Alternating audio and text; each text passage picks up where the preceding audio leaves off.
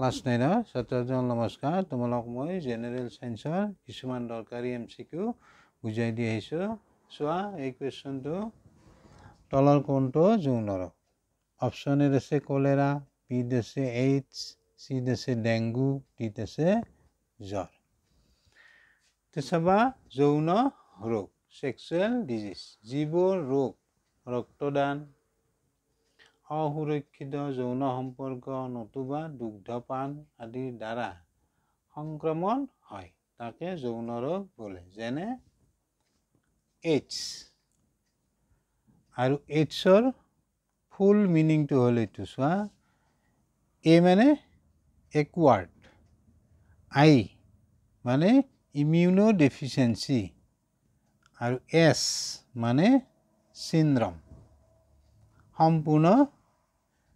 এইডছৰ মিনিংটো হ'ল একুৱাৰ্ড immuno deficiency সিন্ড্ৰম এই ৰোগ ভাইৰাছৰ দ্বাৰাই বিয়পে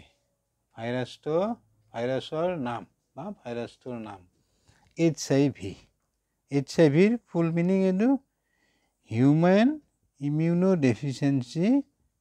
ভাইৰাছ তুমি বুজি পালাই নিশ্চয় অপশনটো কি হ'ব যৌন ৰোগ হ'ব এইডছ বি এইডছ এই এইডছ ৰোগটো তোমাৰ ৰক্তদানৰ দ্বাৰাও বিয়পে অসুৰক্ষিত যৌন সম্পৰ্কৰ দ্বাৰাও বিয়পে নাইবা দুগ্ধপানৰ দ্বাৰাও বিয়পে ৰক্তদানটো হ'ব এজন এইডছ ৰোগীৰ তেজ যেতিয়া এজন সুস্থ মানুহে লয় পৰীক্ষা নকৰাকৈ তেতিয়া কি হ'ব এই সুস্থ মানুহজনৰ এইডছ ৰোগ হ'ব তাৰপিছত অসুৰক্ষিত যৌন সম্পৰ্ক এইটো জানা নিশ্চয় তাৰপিছত দুগ্ধপানৰ দ্বাৰাও তোমাৰ এই ৰোগটো বিয়পে এজনী মাতৃৰ দুগ্ধপান যেতিয়া শিশুৱে কৰিব